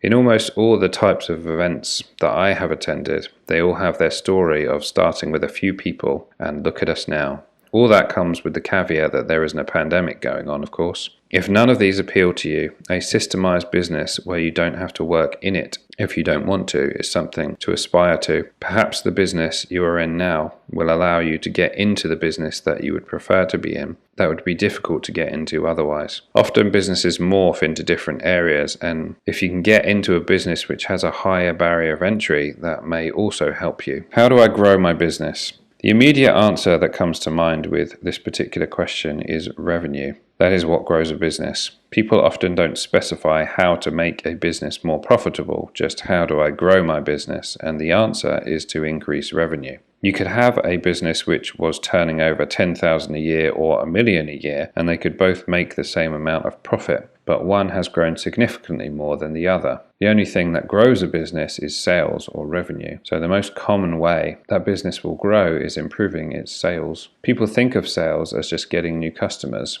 and that's where typically people will spend all their time. But if you have existing customers already, then you can do it in a couple of other ways. You can attempt to get the existing customers to pay more frequently, or if they're already paying twice a year, you can attempt to increase that to once a quarter. If you can take your existing customers and get them to pay more frequently, that means that you're growing your business even though you haven't got any new customers. The other thing you can get them to do is increase their transaction size. You can either get existing clients to do that, or you can get your new clients to do that. It doesn't mean that you have to grow the number of clients relative to what you previously had, but you can increase your transaction size, and that means that you're going to grow your business.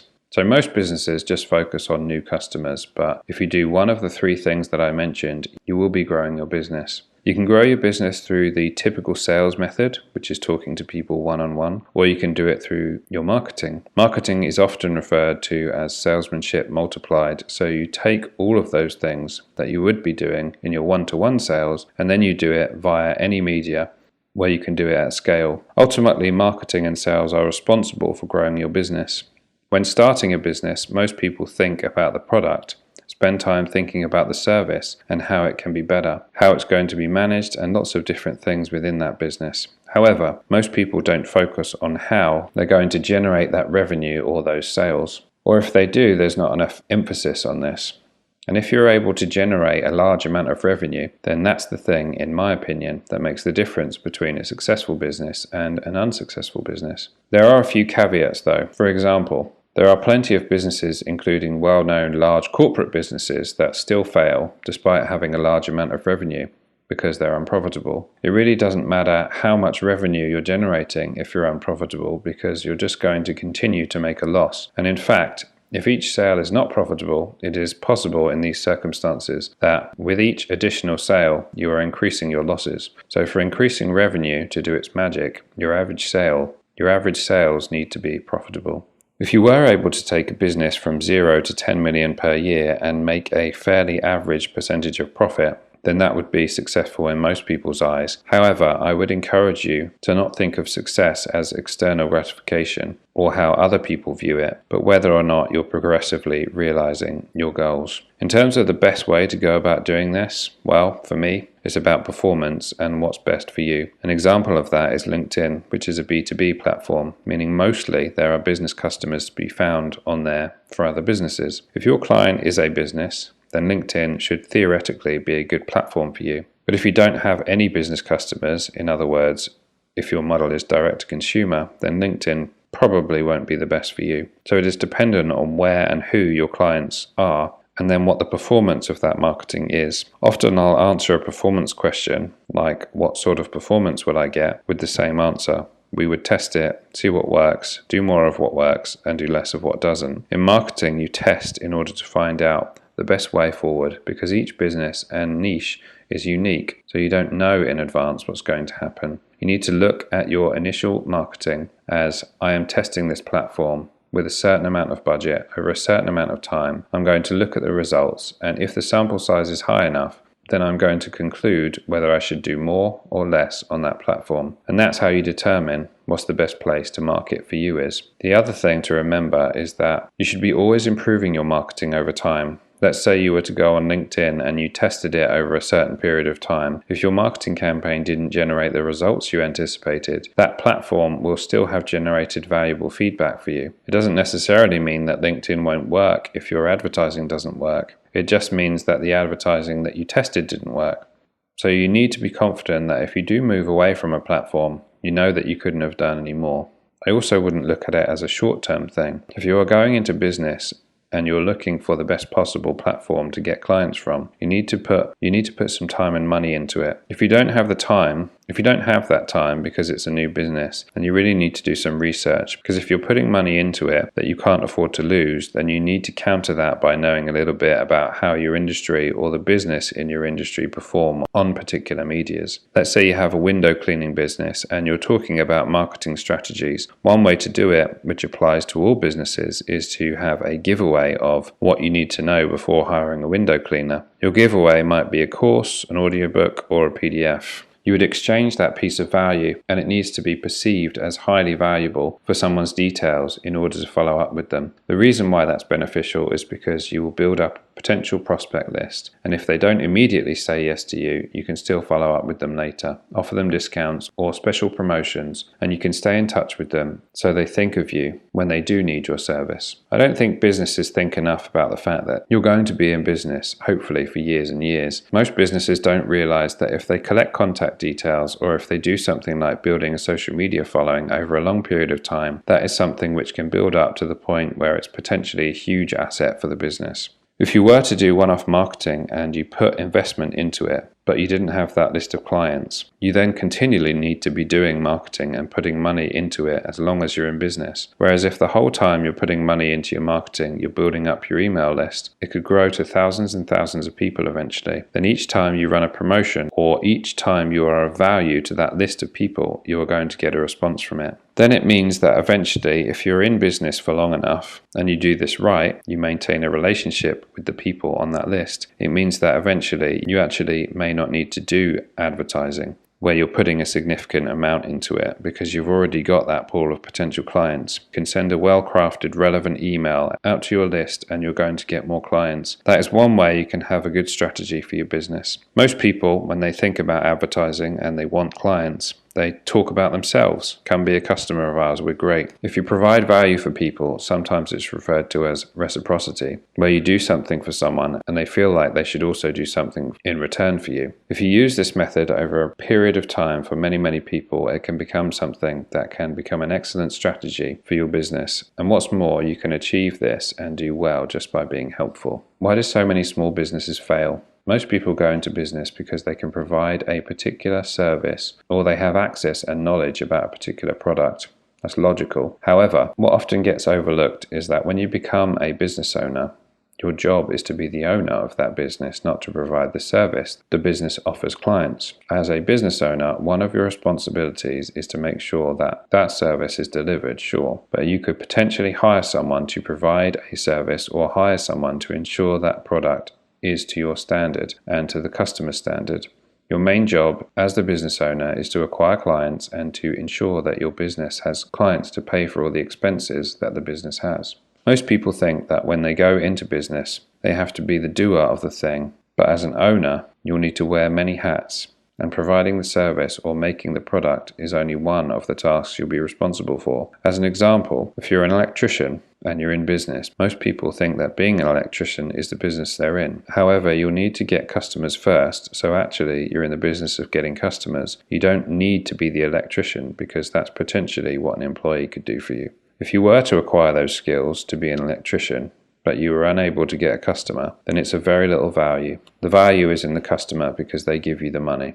And you could either hire someone, or you could outsource it for a cut of the job or a similar agreement. That's your job as the business owner. So many small businesses fail because the owner simply doesn't recognize what a business owner's real job is. Why do most small businesses stay small?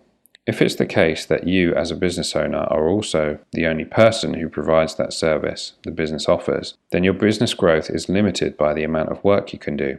Maybe you could do the job of 2 or 3 or 4 people if you're particularly hardworking, and maybe you can have a few people around helping you with small things. However, if you're really the person who's providing the service your business offers, then your business will be limited by that. The reason why most small businesses stay small is because small business owners don't understand what job they have. Your job is to be the owner, it's not to be the person who provides the service or creates the product. Your job is to grow the business, and your job is to make sure that clients come to your business. If you can do that, and you can hire people to fulfill the delivery of that business, there's no reason why you can't scale. The more sales you make, the more people you hire, the more the business will grow. The more the business grows, the more it turns from a small business to a medium-sized business, and perhaps eventually even to a large business. So the answer is to understand what business you're in. You're in the business of acquiring customers, and your team delivers the service or the product for your clients. Scaling a business can be difficult and presents its own challenges. Hiring too late or too soon can put a huge strain on a small business. A lot will depend on cash flow,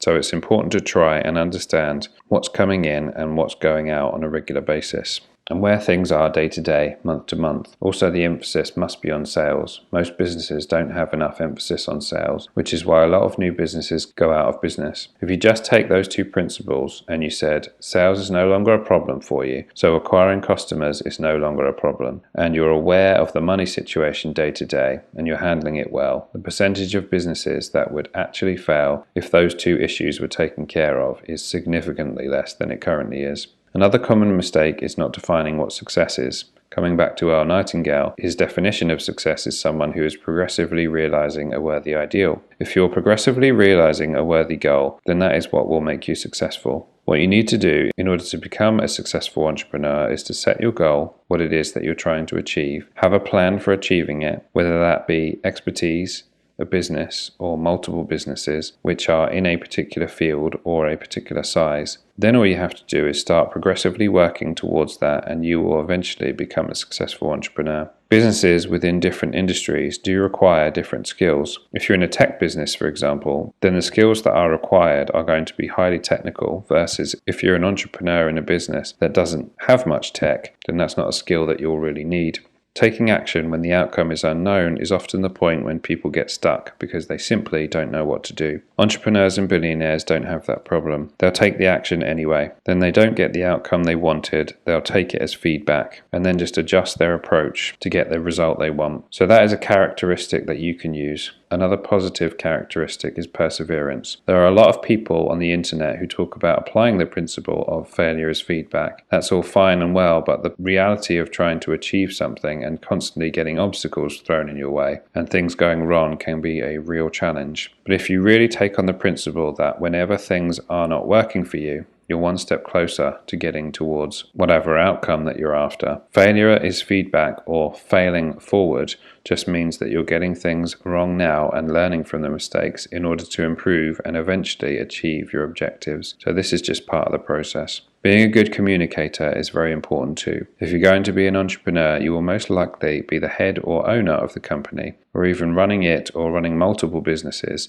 and that means you'll be leading people. So good communication and leadership skills will be a tremendous advantage. It's also important to know whether you're in a business which is within an expanding or a contracting industry. If you're in a dying industry, then basically there's very little you can do about that. I would urge you to find out whether you're in an industry which is expanding or contracting, but I would also always be looking to innovate. There's a phrase which says, "Where will my business be in 10 years?" I would actually alter that to think about where the business will be in 6 months, so you're always innovating. You should definitely focus on systemizing as much as you can do. The E-Myth is a book I'd recommend because it offers great advice about that. I would also focus on sales and marketing as much as you can because, as I've said before, without a client, you don't have the revenue for your business. Chapter 6. Thoughts on COVID. Quote, "Having a great mindset is all very nice, but if you can't apply it in the most difficult times, what good is it?" Author. At the time of writing this, we are right in the middle of what some have coined as Lockdown 2. By the time you read this book, hopefully it will all be over. I'd like to think that it won't be too long before the pandemic is basically forgotten about and everything goes back to the way it was. An awful lot of people have short memories, so why give a section of the book to such a topic? Because there is always another big obstacle around the corner. Here are some examples since the mid-90s. The dot-com bubble, 2008 subprime mortgages, recession, Brexit, COVID. I was talking to someone I respect when COVID first hit, and their message was just focus on your business surviving. But Earl Nightingale's words on the depression rang in my ears. Quote, "You become what you think about." If you just focus on surviving, that's all you will do. If you focus on growing regardless of external circumstances, it at least makes it more probable that will happen for you. There are plenty of opportunities still available, and although recession can be a pretty damaging thing, it's not damaging for everyone. If there's a business in your industry doing just fine, then it proves that you could too. You'll need to work on your sales and marketing, because if it's possible for other people to do well in business during difficult times, then you can model their behavior and get similar results. The other scenario is if it's actually not possible in your industry to get work anymore. During the COVID lockdowns, for example, many hotels, restaurants, pubs, etc. were not allowed to open. If this is the case, the only real option you have is to either go into a different industry or to modify your business to cope with the new environment. Using restaurants during lockdown as an example, if you own a restaurant and you're not allowed to open, you can get on the internet and offer takeaways, and it may not be desirable. It may require some tough decisions, but if you don't have a choice, you have to do it. Providing you have resolved to keep your business alive, you have to do anything and everything that you can to keep your business afloat. Whether that means adding a new service, going into a different product, educating yourself, making tough decisions, or downsizing. For our particular business, we had a temporary drop in revenue when the first COVID lockdown happened, although we had several clients pausing our services because their businesses were no longer operating. We used our marketing and sales skills to overcome this and find new clients, so the drop was temporary.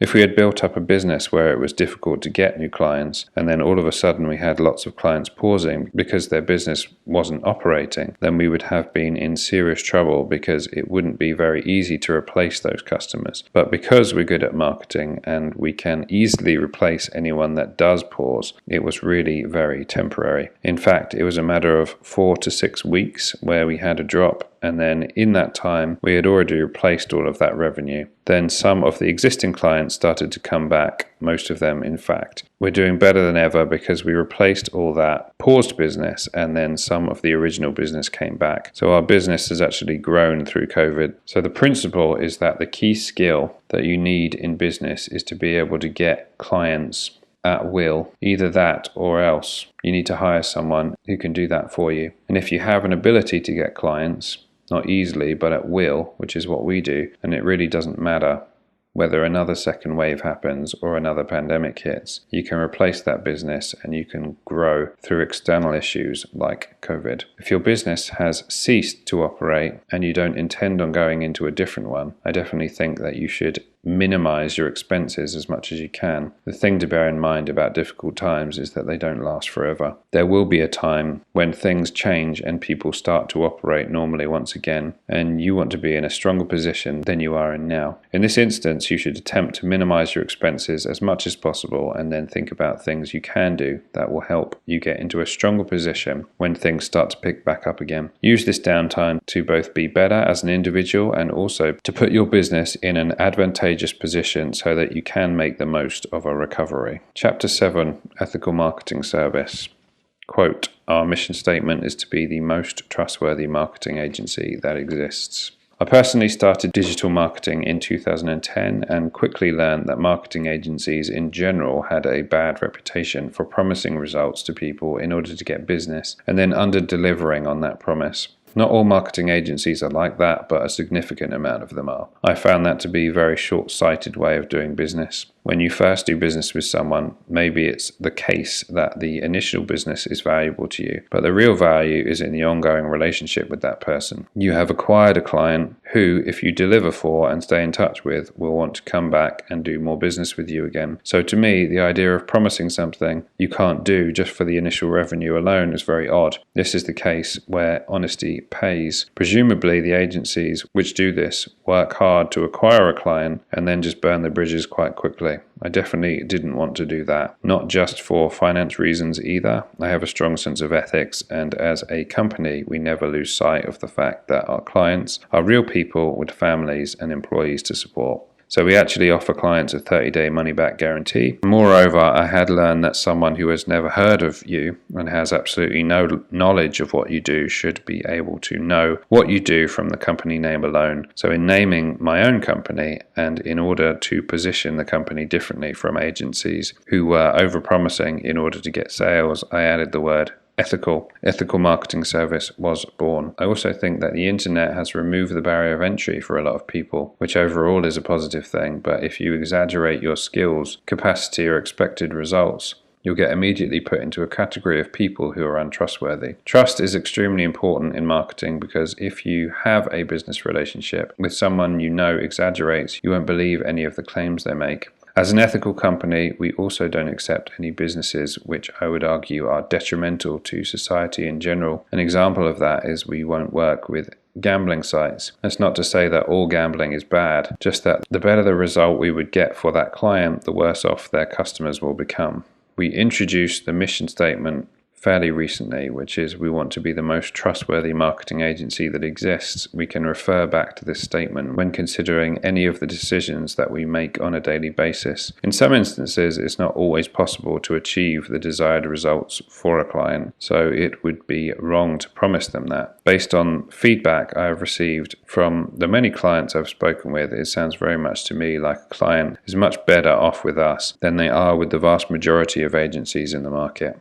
However, in the instance where, for whatever reason, a client doesn't get the results they wanted, I wanted to have a clear conscience. That's why the guarantee we offer has absolutely no conditions. If for the first 30 days a client of ours is unhappy, they can say they don't feel they should have to pay and we will refund our fee. We haven't had to do this often, but I think this and the other things I've mentioned previously qualify as ethical marketing. A note from the author.